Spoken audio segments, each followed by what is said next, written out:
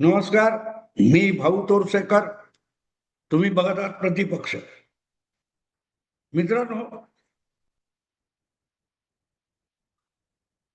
अजितदादा पवारांचा जो अधिकृत राष्ट्रवादी काँग्रेस पक्ष आहे, त्या पक्षाच्या राष्ट्रीय अध्यक्षा आणि महाराष्ट्राच्या उपमुख्यमंत्री सुनेत्रा पवार यांच्याविषयी कोणा काँग्रेस नेत्याने गुंगी गुडिया असा शब्द वापरला आणि जो गदारोळ झालेला आहे तो बघून ऐकून हसावं की रडावं हे मला कळत नाहीये.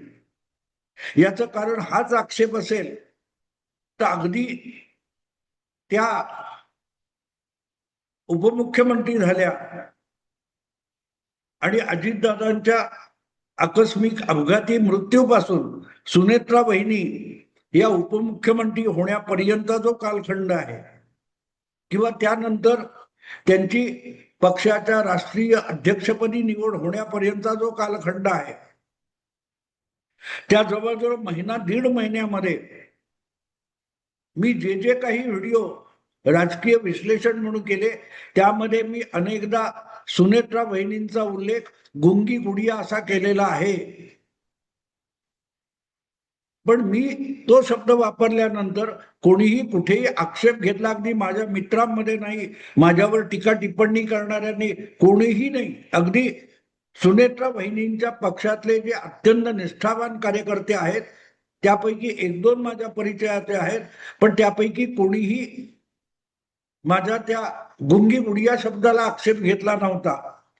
तर आज अचानक पुन्हा काँग्रेसवाल्याने असं काहीतरी वक्तव्य केलं आणि त्यानंतर जो गदारोळ झालेला आहे की सुनेत्रा ताईंच्या पक्षातले काही उत्साही उतावळे कार्यकर्ते थेट काँग्रेस पक्षाच्या कार्यालयात घुसले वगैरे आणि तिथे त्यांनी धुमशान केलं, राडा केला वगैरे वगैरे बातम्या मी जेव्हा बघतो किंवा हसावं की रडावं हे कळत नाही.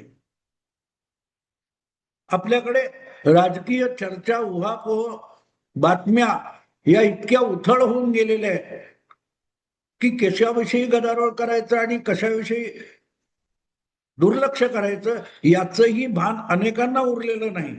आणि त्याचा हा परिणाम आहे, कारण एकूण पत्रकारिता म्हणजे उखाळ्या पाखाळ्या काढणं होऊन बसलेलं आहे. त्यांनी अमुक बोललं, तुम्हाला काय वाटतं, मग त्यांनी काहीतरी चार शिव्या घालायच्या, त्या तिसऱ्याला जाऊन विचारायच्या. या प्रकारचा जो व्हाईट जर्नलिझम आहे त्यातूनही अत्यंत वाईट परिस्थिती आलेली आहे की कुठच्याही गोष्टीला गांभीर्य राहिलेलं नाही. आणि म्हणून मग परवा जंतर मंतर वगैरे तिथे किंवा मुंबईमध्ये ज्या मुलीबाळी सुद्धा अत्यंत अश्लील अपशब्दाचा सर्रास वापर करत होत्या, त्याचंही नवल वाटेनसं होतं, कारण हा डिस्कोर्स झालेला आहे. आता काहीही मनाला येईल ते बोलायचं, त्याला अर्थ असला पाहिजे असा नाही. गेल्या 4-5 वर्षामध्ये सातत्याने सकाळी संजय राऊत काहीतरी बाष्कळ बडबड करणार आणि त्याच्यावर दिवसभर चरवी चरवण करत बसणं म्हणजे उपग्रह वाहिन्यांची पत्रकारिता झाली असेल तर या प्रकारे उथळ प्रतिक्रिया आल्या तर नवल नाही. असो, पण मला गंमत याची वाटली की गुंगी गुडिया या शब्दाला काही राजकीय अर्थ आहे आणि तो मी वारंवार सांगत आलो. सुप्रिया ताई, आपला सुनेत्रा वहिनी या पक्षाच्या अध्यक्ष झाल्या, उपमुख्यमंत्री झाल्या, पण या दीर्घ काळामध्ये तुम्ही मोजून मापून बघितलं तर सगळं मिळून त्या 6 तास देखील बोललेल्या नाहीत 6 महिन्यामध्ये.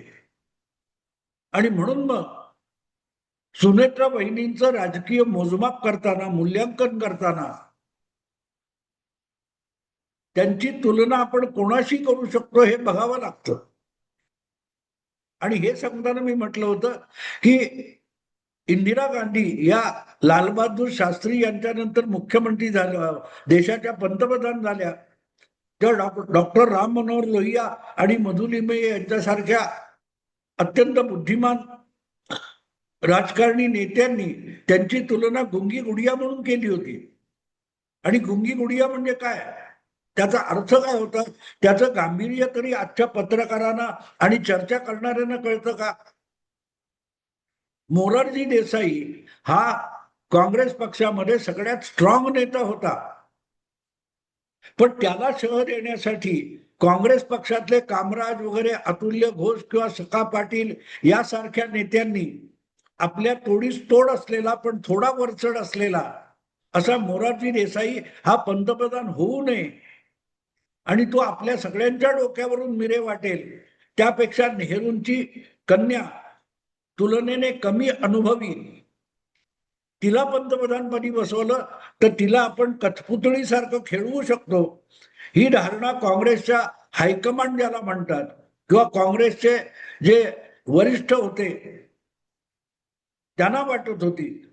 आणि म्हणून काँग्रेसच्या जाणकार नेत्यांनी तुलनेने कमी अनुभवी असलेल्या मोरारजी देसाईंना पराभूत करण्यासाठी एक प्याद किंवा मोहर म्हणून इंदिरा गांधींना पंतप्रधानपदी निवडलं होतं आणि बसवलं होतं. आणि त्या अर्थाने मधु लिमये किंवा डॉक्टर राम मनोहर लोहिया यांनी ती टिप्पणी केली होती की इंदिरा गांधी या काँग्रेसच्या वरिष्ठ नेत्यांच्या हाती कठपुतळी म्हणून काम करतील, दिसायला त्या सगळ्यांच्या नेत्या असतील, देशाच्या नेत्या असतील, पक्षाच्या सर्वोच्च नेत्या असतील, पण पक्षामध्ये इंदिरा गांधींना अक्षरशः कठपुतळीसारखं खेळवलं जाईल असा तो आक्षेप होता.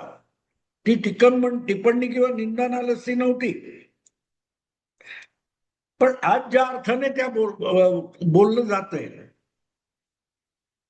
त्याचा अर्थ वेगळा आहे. इंदिरा गांधींनी लवकरच दाखवून दिलं की त्या गुंगी गुडिया नाहीत, कठपुतळी नाहीत, आणि वेळ आली तेव्हा पक्षातल्या सगळ्या एकापेक्षा एक जाणकार नेत्यांना धुळीस मिळवून पक्षाच्या संघटनेसकट देशाची सत्ता इंदिराजींनी इतक्या सराईतपणे काबीज केली की ते कामराज असो, मोरारजी देसाई असो, यांना राजकारणामध्ये पळता भुई थोडी झाली. त्यांच्या जागी ज्येष्ठ म्हणून अनेक नवे नेते इंदिराजींनी उभे केले. हे सगळं मी एवढ्यासाठी सांगतोय की कठपुतळी या अर्थाने तो शब्द होता, गुंगी गुडिया, की हे जे लोक पडवतील ज्येष्ठ नेते काँग्रेसचे त्याच्या बाहेर जाऊन एक शब्द इंदिरा गांधी बोलू शकणार नाहीत ही अपेक्षा होती. आणि तिथेच मधु लिमये असोत किंवा लोहिया असोत यांचा अंदाज चुकला होता. इंदिराजी अननुभवी असतील, वयाने लहान असतील, पण नेतृत्व गुण त्यांच्या अंगी ठासून भरलेले होते. आणि म्हणून आपली संधी येईपर्यंत गप्प बसायचं, पण संधी आल्यानंतर अशी झेप घ्यायची, अशी झडप घालायची की आपण ज्याची शिकार करतोय त्याला डोकं वर काढायची संधी सुद्धा राहता कामा नये. एवढं प्रसंगावधान इंदिराजींकडे होतं, म्हणूनच त्यांनी इतिहास घडवला. 1969 साली इंदिराजींनी काँग्रेस पक्ष फोडला, पण फोडलेला काँग्रेस पक्ष विरोधी पक्षांच्या मदतीने सरकार चालवून नंतर विरोधी पक्षांचा पण पार पालापाचोळा करून टाकला होता. 71च्या निवडणुकीमध्ये तो सगळा जुना काळ आहे.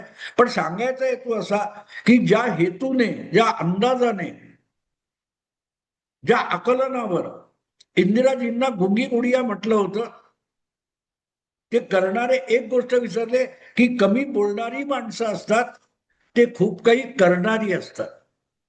जेव्हा ते बोलत नाहीत तेव्हा ते डेंजरस असतात आणि भडा भडा भडा रोज बोलणारे उथळ असतात, पोकळ असतात. आणि त्याच अर्थाने सुनेत्रा वहिनी या कमी बोलणाऱ्या आहेत. त्या लंबी चौडी भाषणं देणाऱ्या नाहीत, सभा जिंकून जाणाऱ्या नाहीत.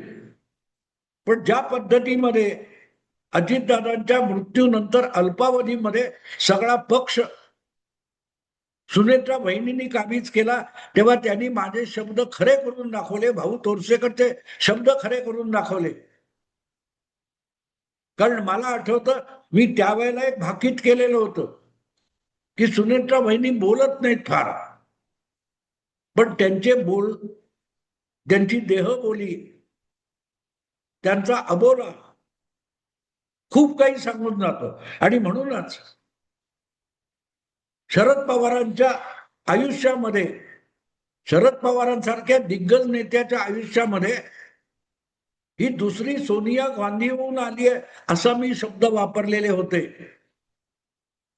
तुम्हाला आठवत असेल तर सोनिया गांधी या काँग्रेसच्या अध्यक्ष झाल्या आणि त्यानंतर सोनिया गांधींच्या हाती पक्षाचं नेतृत्व असेपर्यंत आपल्याला काँग्रेस पक्षामध्ये कुठलीही महत्वाची भूमिका बजावता येणार नाही आणि पदोपदी सोनिया गांधी आपलं खच्चीकरण करतील हे शरद पवारांनी अतिशय चतुराईने ओळखलेलं होतं. आणि म्हणून त्यांनी कधी नव्हे तो दिल्लीच्या राजकारणामध्ये नवे असतानाही सोनिया गांधींवर थेट हल्ला चढवला. 1999 मध्ये सोनिया गांधी या परदेशी जन्मलेल्या असल्यामुळे त्यांना या देशाच्या पंतप्रधानपदावर बसू देता कामा नये अशी भूमिका, जी भाजपची भूमिका होती, ती शरद पवारांनी उचलून धरली आणि तारिक अनवर किंवा पूर्ण संगवा अशा लोकांना सोबत घेऊन ती भूमिका रेटून नेली आणि त्यातून राष्ट्रवादी काँग्रेस पक्ष नावाचा एक नवा पक्ष निर्माण झाला. पण इतकं सगळं होऊन सुद्धा सोनिया गांधींनी एकही अपशब्द शरद पवारांविषयी कधीही बोलला नव्हता. शरद पवारांना एखाद्या चहाच्या कपात, दुधाच्या कपात पडलेली माशी उचलून बाजूला टाकावी तसं काँग्रेसमधून हाकलपट्टी होण्याची परिस्थिती न बोलणाऱ्या सोनिया गांधींनी निर्माण केली. शरद पवार आणि त्यांच्या सवंगड्यांचा जो आक्षेप होता त्याला जबरदस्त प्रतिकार किंवा प्रतिसाद न देता सोनिया गांधींनी आपल्याच काँग्रेसच्या अध्यक्षपदाचा राजीनामा दिला आणि त्या घरी निघून गेल्या. तेव्हा संगमा, तारिक अनवर किंवा शरद पवार वगळता बाकीचे सगळे काँग्रेसचे ज्येष्ठ नेते धावत पळत सोनिया गांधींच्या निवासस्थानी गेले आणि गयावया करून त्यांना परत काँग्रेस पक्षात घेऊन आले. आणि बदल्यात संगमा, अनवर आणि शरद पवार यांची काँग्रेस पक्षातून हकलपट्टी करण्यात आली. आणि हे सगळं सोनिया गांधींनी कुठचेही अपशब्द, वाईट शब्द न बोलता, शरद पवारांचा कुठलाही अपमान न करता एवढं मोठं राजकारण सोनिया गांधींनी करून दाखवलं होतं, ज्या सार्वजनिक राजकारणामध्ये अगदी वर्ष, दीड वर्ष झालेलं नव्हतं येऊ. पण त्यांनी बघता बघता शरद पवारांसारख्या दिग्गजाला, जाणत्या नेत्याला जमीनदोस्त करून टाकलं आणि महाराष्ट्रापुरतं मर्यादित करून टाकलं. कारण हळूहळू करत शरद पवारांचा पक्ष हा महाराष्ट्रापुरता मर्यादित झाला. महाराष्ट्रातला एक प्रादेशिक पक्ष यापेक्षा शरद पवारांची थोडीही ओळख राहिली नाही. अवघ्या 6 महिन्यात त्याच शरद पवारांना सत्तेची लालूच असल्यामुळे त्यात सोनिया गांधींना शरण जावं लागलं आणि त्यानंतर सलग काँग्रेसचा एक साथी, दुय्यम साथी म्हणून शरद पवारांना देशात आणि महाराष्ट्रात राजकारण करावं लागलं होतं. आणि हे सगळं सोनिया गांधींनी फार मोठी बकवास न करता केलं, न बोलता केलं. आणि म्हणून अजितदादांच्या आकस्मिक निधनानंतर त्यांची पत्नी सुनेत्रा वहिनी, ज्या राजकारणात आलेल्या होत्या पण चाचपडत होत्या, त्यांनी थेट उपमुख्यमंत्री पदाची शपथ घेतली. तेव्हा मी म्हटलं होतं की ही महिला शरद पवारांच्या आयुष्यातली दुसरी सोनिया गांधी आहे, जी न बोलता शरद पवारांना उलट टांगून सरळ करते.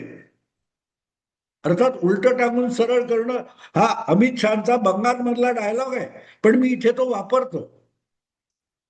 आजही किंवा यापूर्वी कधीही नात्याने आपला सासरा असलेल्या शरद पवारांविषयी सुनेत्रा वहिनींनी एकही वाकडा शब्द वापरलेला नाही. पण तेवढा संयम स्वतःला अनुभवी समजणाऱ्या आणि तशा थाटात वागणाऱ्या शरद पवारांना तेवढा संयम कधीही राखता आला नाही. आणि म्हणून तुम्हाला आठवत असेल 2024च्या लोकसभा निवडणुकीत पवारांचा धीर सुटला होता आणि जी महिला तुमच्या कुटुंबामध्ये 25-30 वर्ष येऊन तुमच्याच घराण्याचा वंश पुढे नेण्यासाठी नांदलेली आहे, तिची संभावना शरद पवारांनी काय केली होती? बारामतीतले पवार आणि बारामतीच्या बाहेरून आलेले पवार, आठवतं तुम्हाला? आयुष्याचा सगळा उमेदीचा काळ पवार परिवारात घालवल्यानंतर त्या परिवारातला सगळ्यात बुजुर्ग माणूस ताळतंत्र न ठेवता सुनेत्रा वहिनीनं बाहेरून आलेले पवार म्हणतो. त्यावरही सुनेत्रा वहिनी गप्प बसल्या होत्या. आजपर्यंत त्यांनी अशा प्रकारच्या वेगवेगळ्या अपमानास्पद टीका टिप्पणीवर कुठलंही भाष्य केलं नाही. पण जेव्हा जेव्हा संधी आली तेव्हा शरद पवारांसारख्या धिप्पाड आणि मोठ्या सावजावर देखील सहजगत्या हल्ला करून त्याला लोळवून टाकलेला आहे.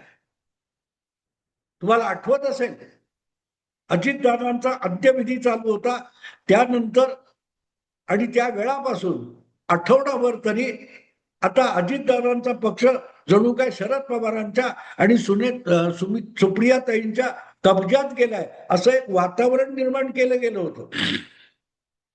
आणि अजितदादांचे दोन खरे सवंगडी, चांगले सवंगडी प्रफुल्ल पटेल आणि सुनील तटकरे यांना आरोपीच्या पिंजऱ्यात उभं करण्याचा प्रयत्न झाला होता. आपली सगळी माध्यमातील आणि बुद्धिजीवींची ताकद पणाला लावून शरद पवारांनी तटकरे, पटेल आणि सुनेत्रा वहिनी यांना अजितदादांच्या पक्षाच्या सामान्य कार्यकर्त्यापासून वेगळं पाडण्यासाठी प्रयत्न केला होता. पण या सगळ्या प्रकारामध्ये सुनेत्रा वहिनी चकार शब्द बोलल्या नाही, गप्प राहिल्या. आणि म्हणून मी वारंवार सांगत होतो, मला 1-2 चॅनेलवाल्यांनी माझी प्रतिक्रिया घेतली होती, तेव्हाही सांगितलं विसरू नका, सुनेत्रा वहिनी यांचा सगळ्यात मोठा स्ट्रॉंग पॉइंट, बलस्थान काय असेल तर त्या जवळपास बोलत नाहीत. आणि बोलत नाहीत म्हणून बोललेल्या शब्दात फसण्याची शक्यता नाहीये. आणि हे सगळं सांगताना मी वारंवार इंदिराजींवर झालेली टिप्पणी जी होती, गुंगी गुडिया, त्या शब्दाचा वापर केलेला होता. त्यामुळे गुंगी गुडिया हा ज्या वेळेला उच्चारला गेलेला शब्द होता, मधु लिमये किंवा डॉक्टर राम मनोहर लोहिया यांच्याकडून उच्चारला गेलेला शब्द होता, त्यावेळेला ती खिल्ली उडवण्याचा अपमानास्पद शब्द होता. पण त्या अपमानास्पद शब्दाला एक सन्मान ठरवण्यापर्यंत इंदिराजींनी आपलं कर्तृत्व दाखवलं होतं, आपला पराक्रम दाखवलं होतं. जेव्हा गुंगी गुडिया ह्या शब्दाचा पारंपरिक अर्थ घेणं वेगळं आणि त्या शब्दाचा आजच्या परिस्थितीमध्ये जो राजकीय आशय आणि अर्थ आहे तो घेणं महत्वाचं असतं. आणि तो जर घेता आला नाही तर मला असं वाटतं की एक प्रकारे सुनेत्रा वहिनींच्या पाठीराख्यांनी, राष्ट्रवादीच्या उथळ आणि छछोर कार्यकर्त्यांनी आपल्याच पक्षाध्यक्षाचा नको तितका घोर अपमान केलेला आहे. उलट सांगायला पाहिजे, तुम्हाला आठवतं, चौकीदार चोर आहे, चौकीदार चोर आहे अशी हेटाळणी करण्याचा जेव्हा नरेंद्र मोदींच्या बाबतीत प्रयत्न झाला 6-7 वर्षापूर्वी, जेव्हा त्यांनी सरळ सरळ आपल्या सोशल मीडिया स्टेटसवर सांगितलं, मैं भी चौकीदार. आणि बघता बघता लाखो भाजपच्या कार्यकर्त्यांनी मैं भी चौकीदार, मोदी का परिवार, म्हणजे जे जे शब्द अपमानास्पद बनवण्याचा प्रयत्न होतो ते सन्मानास्पद बनवण्याची कला ज्याच्याकडे असतो तो यशस्वीरित्या राजकीय नेतृत्व करू शकतो. सुनेत्रा वहिनींनी आज महाराष्ट्राच्या राजकारणामध्ये फारशी बकवास, बडबड, तोंड पाटीलकी न करता ज्या प्रकारे शरद पवारांसारख्या दिग्गजाला पाला पाचोळा करून टाकलेला आहे. शरद पवारांचं अस्तित्व काय महाराष्ट्राच्या राजकारणात आणि सुनेत्रा वहिनींचं काय? भले त्या फार बोलत नसतील, आजच्या राजकीय सत्तेच्या राजकारणामध्ये त्यांच्या शब्दाला फार वजन नसेल, पण शरद पवारांपेक्षा अधिक वजन आहे हे लक्षात ठेवा. आणि म्हणून ज्या मूर्खाने हिणवण्यासाठी गुंगी गुडिया हा शब्द वापरला त्यालाही तो कळला नाही, पण सुनेत्रा बहिणींच्या पाठीराख्यांना सुद्धा तो शब्द कळलाय असं मला वाटत नाही. तेव्हा गुंगी गुडिया म्हटलं तर चुकलं कुठे असा प्रश्न मला पडला. त्या निमित्ताने हे विवेचन केलं. आवडलं तर लाईक करा, शेअर करा आणि प्रतिपक्षाला सबस्क्राईब करा. नमस्कार.